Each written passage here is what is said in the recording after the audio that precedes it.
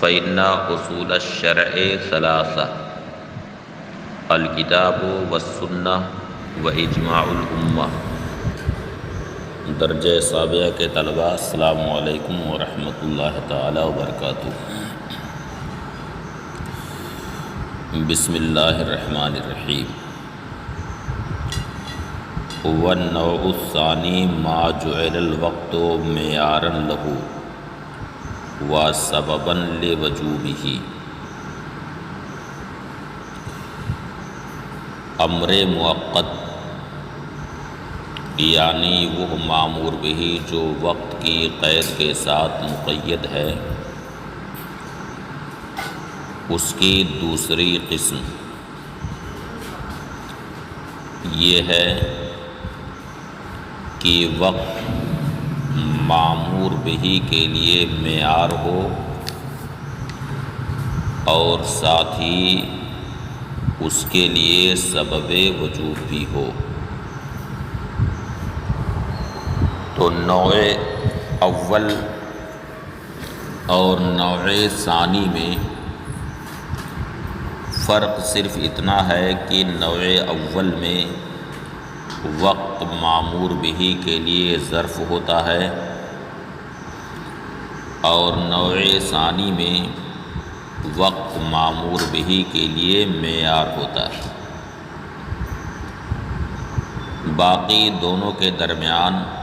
کوئی فرق نہیں ہے۔ جیسے نوع اول میں وقت مامور بہ کے لیے شرط ہوتا ہے اور اس کے لیے سبب وجوب ہوتا ہے، اسی طرح سے نوع ثانی میں بھی وقت مامور بہ کے لیے شرط اور اس کے وجوب کا سبب ہوتا ہے۔ دونوں میں فرق صرف ظرف اور معیار کا ہے، اور ظرف اور معیار کا فرق آپ حضرات نے جان لیا ہے کہ ظرف میں مامور بہ کی ادائیگی کے بعد وقت فاضل بچ جاتا ہے، جبکہ معیار میں مامور بہ کی ادائیگی کے بعد وقت فاضل نہیں بچتا، بلکہ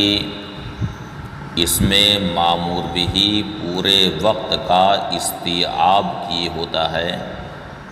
کہ وقت فاضل نہیں بچتا اور کسی دوسرے واجب کی اس میں گنجائش نہیں ہوتی۔ وَهُوَ وقت الصوم، وہ ہے روزے کا وقت۔ روزے کا وقت مثلاً رمضان یہ مامور بہ کے لیے معیار ہے اور شرط ادا ہے اور ساتھ ہی ساتھ سبب وجوب بھی ہے۔ الا تری انہ قدر بہ واضیف الیہ، کیا نہیں دیکھتے کہ مامور بہ کی مقدار وقت سے یہاں متعین کی گئی ہے، یعنی روزہ کی مقدار یہ وقت سے متعین کی گئی اس طور سے کہ روزے کا وقت طویل ہوگا تو روزہ طویل ہوگا اور روزے کا وقت کم ہو جائے تو روزہ بھی کم ہو جاتا ہے۔ مثلاً دن چھوٹا ہوا تو روزہ چھوٹا ہوگا اور دن بڑا ہو جائے تو روزہ بھی بڑا ہوگا۔ تو مامور بہ کی مقدار کی تعیین یہاں وقت سے ہوئی۔ وَأُضِيفَ إِلَيْهِ، اور ساتھ ہی ساتھ روزے کی اضافت بھی وقت کی طرف کی گئی ہے۔ مثلاً کہا جاتا ہے صوم رمضان، رمضان کا مہینہ، تو اضیفہ الیہ سے یہ معلوم ہوا کہ یہاں پر وقت سبب وجوب ہے، اس لیے کہ یہ قاعدہ آگے بیان کیا جائے گا کہ اضافت یہ سببیت کی علامت ہوتی ہے۔ تو روزے کی مقدار وقت سے مقرر ہوئی، یہ اس بات کی دلیل ہے کہ وقت یہاں مامور بہ کے لیے معیار ہے، اور روزے کی اضافت وقت کی طرف ہوئی، یہ اس بات کی دلیل ہے کہ وقت یہاں روزے کے لیے سبب وجوب ہے۔ فرماتے ہیں والنوع الثانی ما جعل الوقت معیارا لہ، دوسری نوع یہ ہے کہ وقت اس کے لیے معیار بنا دیا گیا ہو اور سبب وجوب بھی بنایا گیا ہو۔ وہو وقت الصوم، اور روزے کا وقت ہے۔ الا تری انہ قدر بہ، کیا نہیں دیکھتے کہ روزے کی مقدار وقت سے متعین کی گئی، اس طور سے کہ وقت طویل ہوگا تو روزہ طویل ہوگا، وقت قصیر ہوگا تو روزہ بھی قصیر ہوگا۔ وَأُضِيفَ إِلَيْهِ، اور اس کی طرف یعنی وقت کی طرف روزے کی اضافت بھی کی گئی، چنانچہ کہا جاتا ہے صوم رمضان، رمضان کا مہینہ۔ اس سے یہ معلوم ہوا کہ وقت سبب وجوب ہے۔ وَمِنْ حُکْمِهِ أَنْ لَا يَبْقَى غَيْرُهُ مَشْرُوعًا فِيهِ، اس کا حکم یعنی نوع ثانی کا حکم یہ ہے کہ کوئی دوسرا واجب اس میں مشروع ہو کر کے باقی نہیں رہتا، یعنی جس فرض کے لیے یہ معیار مقرر ہوا ہے اس فرض کے علاوہ کسی دوسرے کی یہاں گنجائش نہیں ہے، اس فرض کے علاوہ کوئی اور یہاں مامور بہ مشروع ہو کر کے باقی نہیں رہتا۔ وَمِنْ حُکْمِهِ أَلَّا يَبْقَى غَيْرُهُ مَشْرُوعًا فِيهِ، اور اس کے حکم سے یہ ہے کہ اس واجب کے علاوہ کوئی اور اس میں مشروع ہو کر کے باقی نہیں رہتا، لہٰذا رمضان کے مہینے میں سوائے رمضان کے روزے کے اور کسی دوسرے روزے کی گنجائش نہیں ہے۔ تو اب اگر رمضان کے مہینے میں کوئی نفل روزے کی نیت کرے تو اس کی نیت صحیح نہیں، رمضان ہی کا روزہ واقع ہوگا، یا کسی دوسرے واجب کی نیت کرے تو دوسرے واجب کا روزہ نہ ہوگا بلکہ رمضان ہی کا روزہ واقع ہوگا۔ فَيُصَابُ بِمُطْلَقِ الْإِسْمِ وَمَعَ الْخَطَإِ فِي الْوَصْفِ، یعنی جب اس واجب کے علاوہ کسی اور کی اس میں گنجائش نہیں ہے، کوئی دوسرا مامور بہ اس میں مشروع ہو کر کے باقی نہیں رہتا، تو اب اگر رمضان کے مہینے میں کوئی مطلق صوم کی نیت کرے تو بھی رمضان کا روزہ صحیح ہو جائے گا، یا یہ ہے کہ وصف میں خطا ہو گئی، مثلاً اس نے نفل کی نیت کر لی، یا یہ ہے کہ کسی دوسرے واجب کی نیت کر لی، مثلاً قضاء رمضان کی قضا کی نیت کر لی یا نذر کی نیت کر لی، تو اس طرح سے وصف میں اگر کوئی خطا ہو گئی ہو تو خطا کے باوجود یہاں رمضان ہی کا روزہ ہوگا، اس کا روزہ نہ ہوگا جو اس کی زبان پر آیا ہے۔ فَيُصَابُ بِمُطْلَقِ الْإِسْمِ، لہذا مطلق اسم سے یعنی مطلق اسم صوم سے رمضان کا روزہ ہوگا، ومع الخطأ فی الوصف، اسی طرح سے وصف میں اگر خطا ہو گئی ہو، مثلا نفل کی نیت کر لی یا قضا یا کفارہ یا نذر کی نیت کر لی تو بھی رمضان ہی کا روزہ ہوگا۔ الا فی المسافر، سوائے مسافر کے حق میں، تو الا فی المسافر کا مطلب یہ ہے کہ یصاب رمضان مع الخطأ فی الوصف فی حق کل واحد الا فی المسافر، یعنی وصف میں خطا کے باوجود ہر ایک کے حق میں رمضان ہی کا روزہ ہوگا، الا فی المسافر، سوائے مسافر کے، کہ مسافر اگر رمضان کے مہینے میں کسی دوسرے واجب کی نیت کر لے تو امام ابو حنیفہ رحمۃ اللہ تعالی علیہ کا مذہب ہے کہ جس واجب کی وہ نیت کرے گا اس واجب کا روزہ ہوگا۔ یہ امام ابو حنیفہ رحمۃ اللہ تعالی علیہ کا مذہب ہے، جبکہ حضرات صاحبین کا اس میں اختلاف ہے۔ وہ یہ فرماتے ہیں کہ مسافر کسی دوسرے واجب کی نیت کرے تو بھی اس کے حق میں بھی رمضان ہی کا روزہ ہوگا، دوسرے واجب کا روزہ نہ ہوگا۔ تو یہ استثناء صرف امام ابو حنیفہ رحمۃ اللہ تعالی علیہ کے مذہب پر ہے۔ فرماتے ہیں الا فی المسافر، سوائے مسافر کے حق میں، ینوی واجباً آخر، اس حال میں کہ وہ دوسرے واجب کی نیت کرے، عند ابی حنیفہ رحمہ اللہ، امام ابو حنیفہ رحمۃ اللہ تعالی علیہ کے نزدیک، ولو نوى النفل ففیہ روایتان،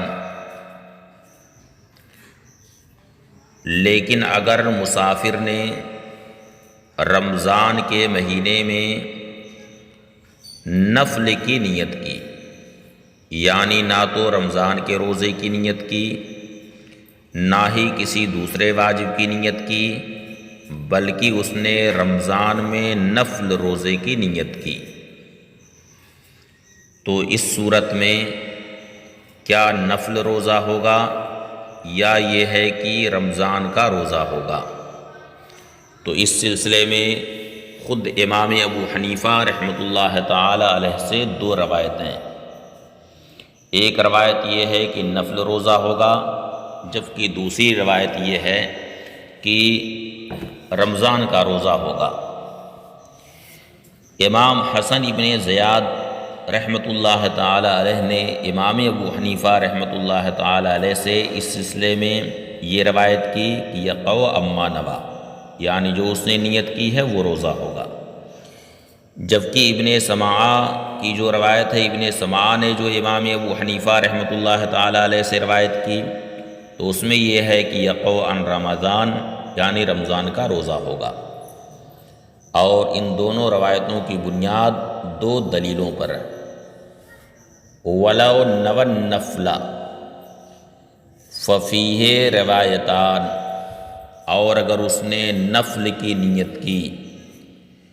تو اس میں امام ابو حنیفہ رحمۃ اللہ تعالی علیہ سے دو روایتیں۔ یہ گفتگو مسافر کے حق میں ہے، جبکہ مسافر رمضان کے مہینے میں نفل کی نیت کرے، تو دو روایتیں ہیں امام ابو حنیفہ رحمۃ اللہ تعالی علیہ سے، اور اگر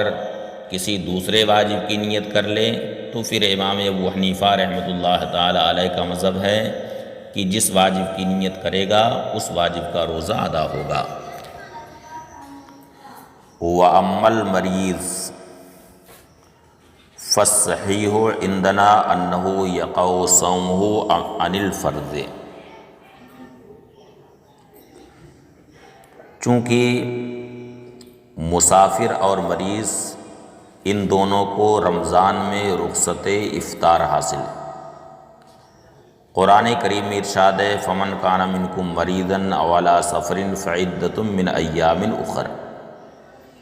یعنی تم میں جو بیمار ہو یا مسافر ہو تو دوسرے دنوں میں وہ روزہ رکھے۔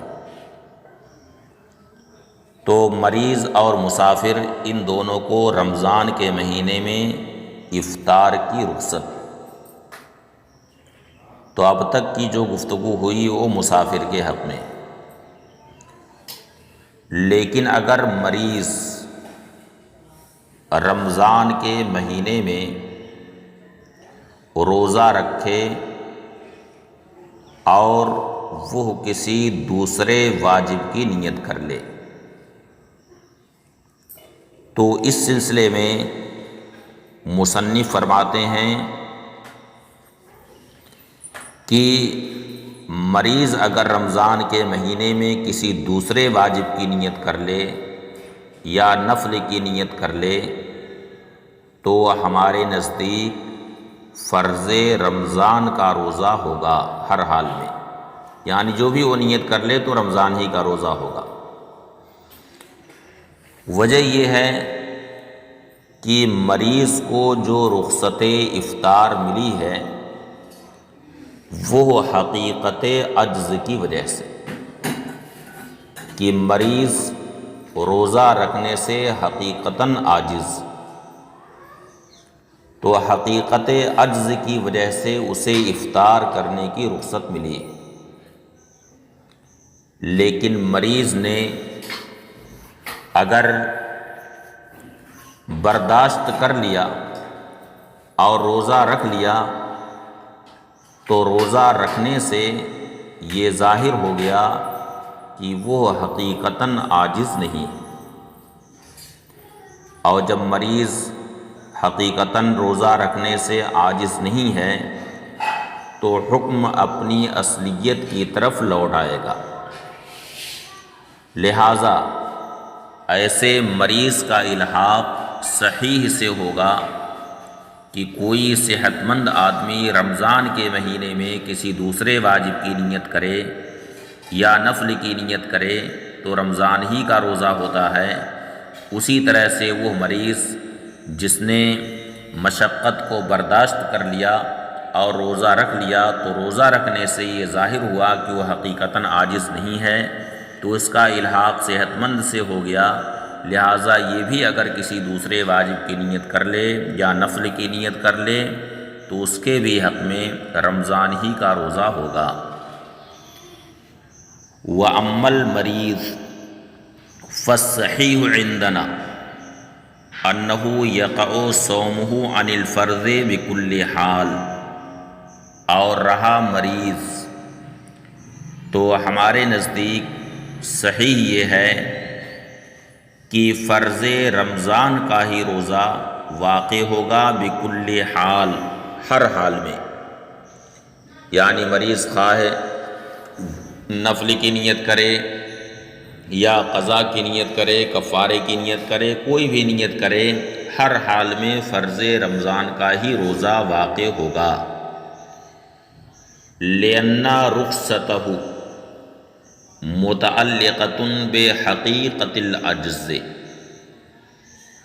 اس لیے کہ اس کی رخصت حقیقت عجز سے متعلق، یعنی یہاں ایسا نہیں ہے کہ اس کے عجز کو مقدر مانا گیا، یعنی اسے عاجز کے حکم میں مانا گیا، بلکہ مریض حقیقتاً روزہ رکھنے سے عاجز ہے، اس وجہ سے اسے افطار کرنے کی رخصت ملی، اور جب اس نے روزہ رکھ لیا تو روزہ رکھنے سے یہ ظاہر ہو گیا کہ وہ حقیقتاً عاجز نہیں ہے بلکہ روزہ رکھنے پر وہ قادر ہے۔ لہٰذا رخصت کی جو شرط تھی حقیقت عجز وہ فوت ہو گئی، اس وجہ سے اب اس کا الحاق صحت مند آدمی سے ہو جائے گا۔ فَيَظْهَرُ بِالنَّفْسِ الصَّوْمِ فواتو شرط رخصت، تو نفس صوم سے یہ ظاہر ہو جاتا ہے کہ رخصت افطار کی جو شرط ہے یعنی حقیقت عجز، اس شرط کا فوت ہونا ظاہر ہو جاتا ہے۔ فَيُلْحَقُ بِالصَّحِيحِ، لہذا مریض کا الحاق صحیح سے کیا جائے گا۔ تو جو صحیح کا حکم ہے وہی اس کے ملحق یعنی مریض کا بھی حکم ہوگا۔ وَأَمَّا الْمُسَافِرُ فَيَسْتَوْجِبُ الرُّخْصَةَ بِعَجْزٍ مُقَدَّرٍ، اور رہا مسافر، تو مسافر کو جو رخصت افطار ملی ہے اس کا تعلق حقیقت عجز سے نہیں ہے، بلکہ اس کا تعلق عجز حکمی یعنی عجز تقدیری سے،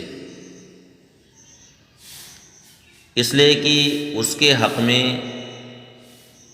یہ پتہ کرنا مشکل ہے کہ مسافر روزہ رکھنے سے حقیقتاً عاجز، تو اس کا عجز یہ بات نہیں۔ آپ اپنے تجربات کی روشنی میں خود دیکھ لیں کہ بارہا ایسا ہوتا ہے کہ حضر سے زیادہ آرام آدمی کو سفر میں ملتا ہے۔ مثلاً آدمی حضر میں ہے، اپنے گھر میں ہے، جہاں وہ سہولتیں نہیں ہیں جو سفر کی حالت میں اسے سہولت ملتی ہے۔ مثلاً اب گھر پہ ہے، لائٹ نہیں رہتی ہے، سخت گرمی کا موسم ہے اور کھانے پینے کی اشیاء بھی مہیا نہیں ہیں،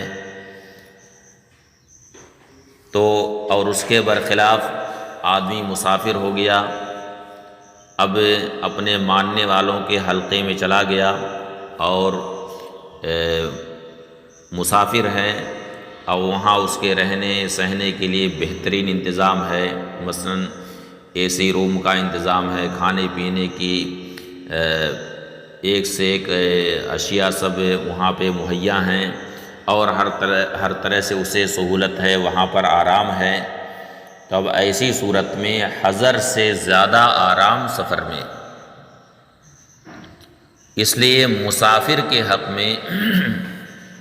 عجز کا تحقق یہ ایک امر باطن، اور یہ قاعدہ ہے کہ جب کسی حکم کی بنیاد امر باطن پر ہو تو اس کا جو سبب ہوتا ہے وہ اس کے قائم مقام یعنی سبب ظاہر کو اس کے قائم مقام کر دیا جاتا ہے، اور حکم کی بنیاد اسی سبب ظاہر پر رکھ دی جاتی ہے۔ تو اب سفر یہ اس عجز کا سبب ظاہر، اس لیے اب یہاں رخصت افطار کی بنیاد سفر پر رکھ دی گئی، تو مسافر کے حق میں عجز یہ تقدیری، رخصت کا تعلق یہاں حقیقت عجز سے نہیں ہے بلکہ عجز مقدر سے اس کا تعلق ہے۔ وَأَمَّا الْمُسَافِرُ فَيَسْتَوْجِبُ الرُّخْصَةَ بِعَجْزٍ مُقَدَّرٍ، اور رہا مسافر تو یہ رخصت کا مستحق ہے عجز مقدر کی وجہ سے، عجز تقدیری کی وجہ سے۔ یہاں رخصت کا تعلق حقیقت عجز سے نہیں ہے بلکہ عجز مقدر سے، لقیام سببی، اس کے سبب کے قائم ہونے کی وجہ سے، یعنی اس عجز کا جو سبب ہے اس کے قائم ہونے کی وجہ سے، اور وہ سبب ہوا سفر، وہ سفر ہے۔ فلا یظہر بنفس الصوم فوات شرط رخصت، یعنی جب مسافر کے حق میں رخصت افطار کا تعلق عجز مقدر سے ہے، تو اب اگر مسافر روزہ رکھ لیتا ہے تو روزہ رکھنے سے یہ ظاہر نہیں ہوتا ہے کہ رخصت کی جو شرط ہے یعنی عجز وہ فوت ہے، تو نفس صوم سے رخصت کی شرط کا فوت ہونا ظاہر نہیں ہوتا ہے، فلا یبطل الرخص، لہذا رخصت باطل نہ ہوگی۔ اور جب رخصت باطل نہ ہوگی فَيَتَعَدَّى بِطَرِيقِ التَّنبِيهِ إِلَى حَاجَتِهِ الدِّينِيَّةِ، یعنی جب رخصت اس کے حق میں باطل نہ ہوئی بلکہ رخصت اس کے حق میں قائم ہے، تو اب اس کے لیے اب رمضان کا مہینہ ایسے ہوا جیسے کہ شعبان کا مہینہ ہوتا ہے، تو شعبان میں اگر کوئی دوسرے واجب کی نیت کر لے تو دوسرے واجب کا روزہ ہو جاتا ہے، تو اسی طرح سے اس کے بھی حق میں، مسافر کے حق میں جب رخصت افطار قائم ہے تو اب اگر وہ رمضان کے مہینے میں کسی دوسرے واجب کی نیت کر لے تو دوسرے واجب کا روزہ ہو جائے گا۔ فرماتے ہیں فلا یظہر بنفس الصوم فوات شرط رخصت، لہذا نفس صوم کی وجہ سے رخصت افطار کی جو شرط ہے اس کا فوت ہونا ظاہر نہیں ہوتا ہے، فلا یبطل الرخص، تو رخصت باطل نہ ہوگی، فَيَتَعَدَّى حِينَئِذٍ بِطَرِيقِ التَّنبِيهِ إِلَى حَاجَتِهِ الدِّينِيَّةِ، یعنی جب رخصت اس کے حق میں برقرار ہے تو اب اگر وہ اس رخصت کا استعمال اپنی دنیاوی حاجت میں کرتا، یعنی کھانے پینے میں کرتا، اس رخصت کا استعمال جو دنیاوی حاجت ہے، تو شریعت نے اسے اجازت دے رکھی کہ مسافر سفر کی حالت میں کھائے پیے، اپنی دنیاوی حاجت میں اس رخصت کا استعمال وہ کر سکتا تھا، اور جب دنیاوی حاجت میں اس رخصت کا استعمال وہ کر سکتا تھا